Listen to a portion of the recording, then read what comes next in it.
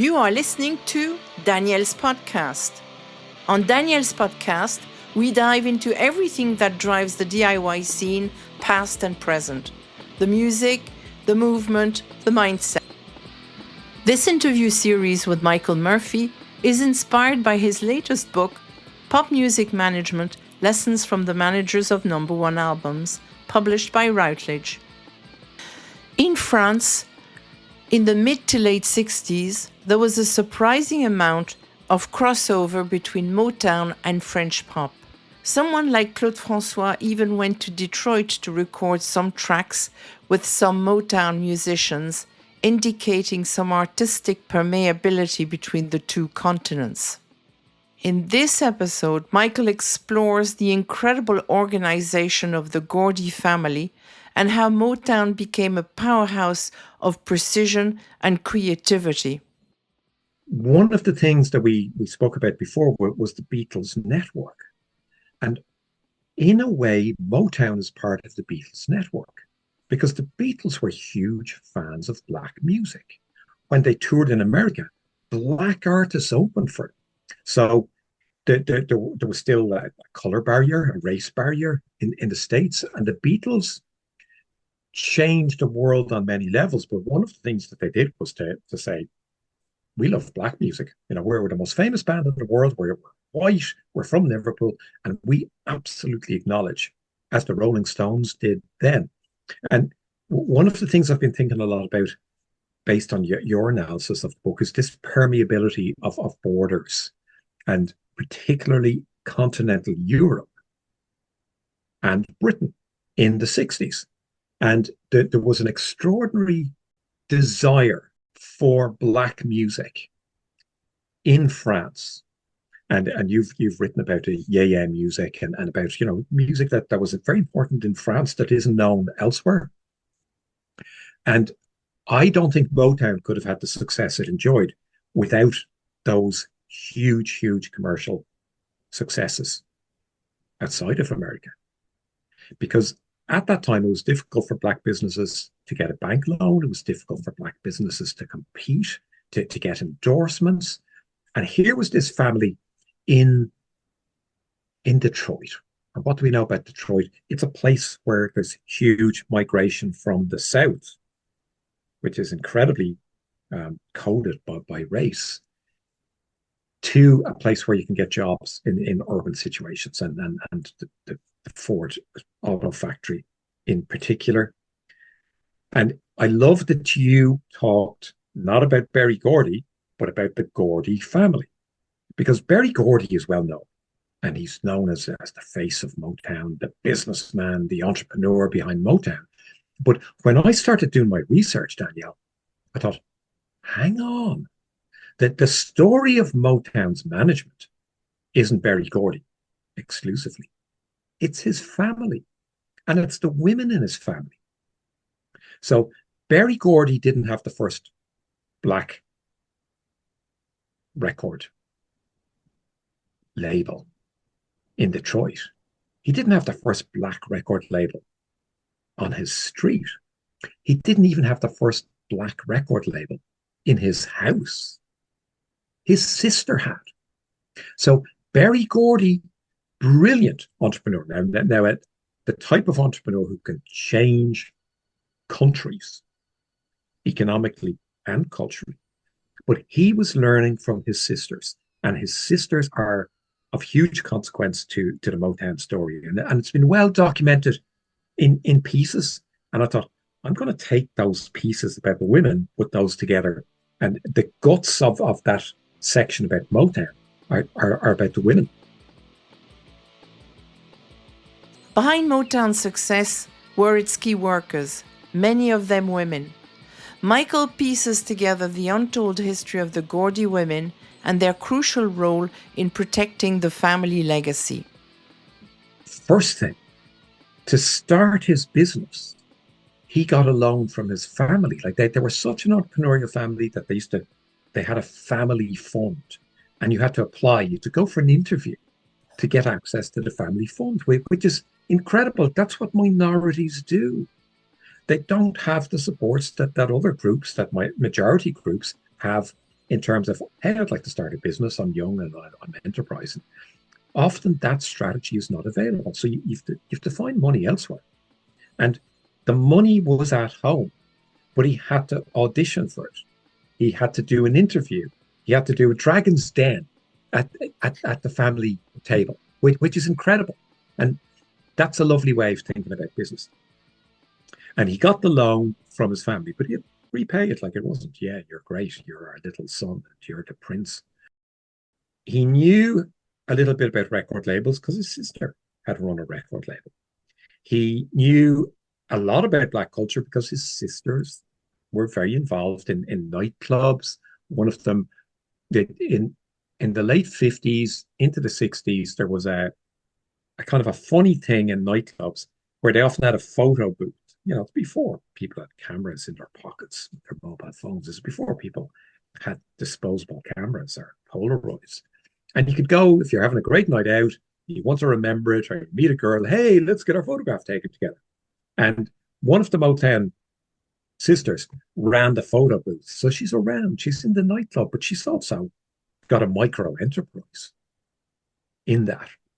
And Gordy starts the record label. And we know about Motown. And like you, Motown changed my life in a sense, in that it gave me music that I thought, this is extraordinary. I'm from Limerick.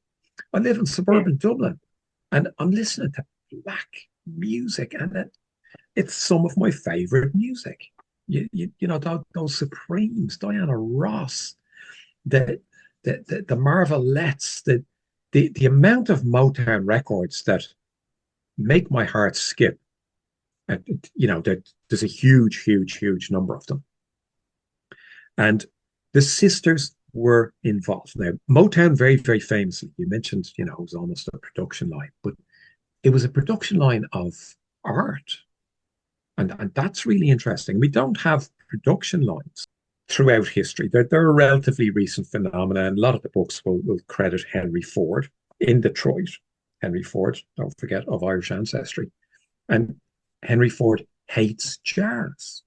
Henry Ford spends millions, the equivalent of multi-millions, to try and suppress black music. He hates black music. He hates jazz. Doesn't like Jews, doesn't like black people. And he sponsors fiddling contests around America.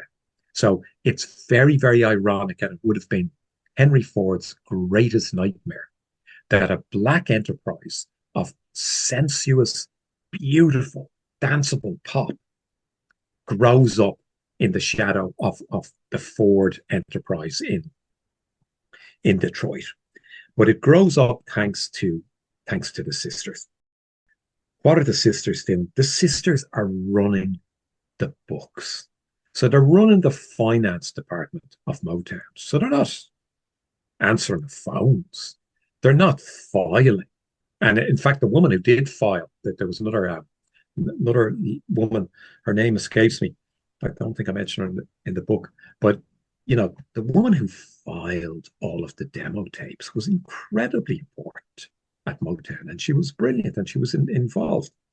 And Motown worked on a democracy, even though we know about this great leader, Gordy. It worked on a democracy. You went in and everyone listened to the records and decided what the priorities were going to be. And the sisters were involved in finance. Motown very, very famously produced artists who were incredibly good at dealing with the media. At Motown, you were taught how to perform. You were given dance lessons. You were given elocution lessons. So when you did interviews that you spoke clearly, you enunciated. So keep in mind, black people are not viewed as equals in everywhere in America.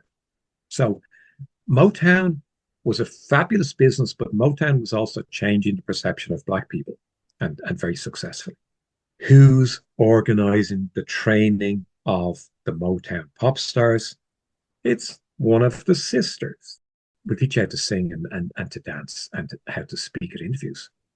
The Motown artists, women in particular, the female artists, they were taught how to walk, you know, how to hold themselves. So they always looked dignified. They were told not to do anything that could damage the brand. And the brand wasn't just Diana Ross, the brand was Motown. They were taught how to hold cutlery, how to eat. It was that important. Don't forget, there are places in America where they can't eat because they're black.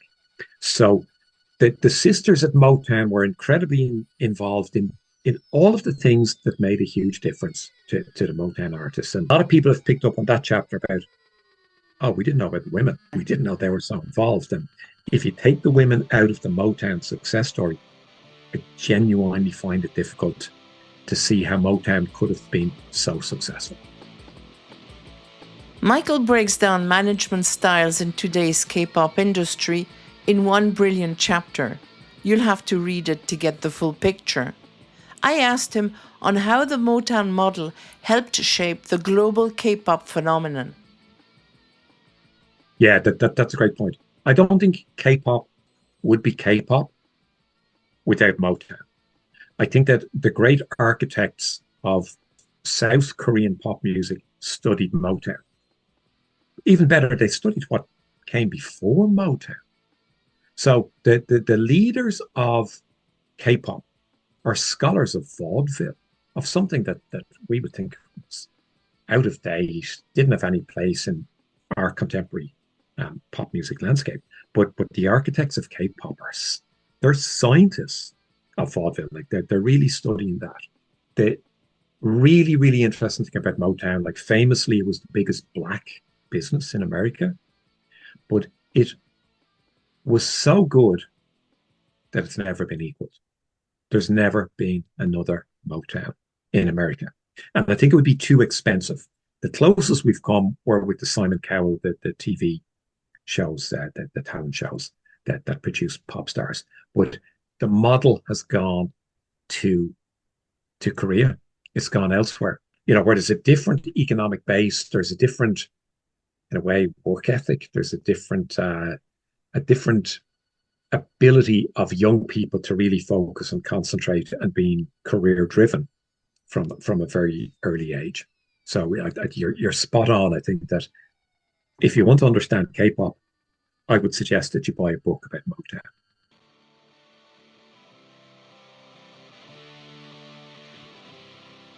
Next up, the rise of hip-hop's early pioneers. We'll dive into how Russell Simmons helped bring hip-hop mainstream, the punk influence on rap's energy, and how icons like Afrika Bambaataa and Grandmaster Flash shaped the movement. Plus the challenges, hip-hop's novelty factor, and the generational divide in the black music industry.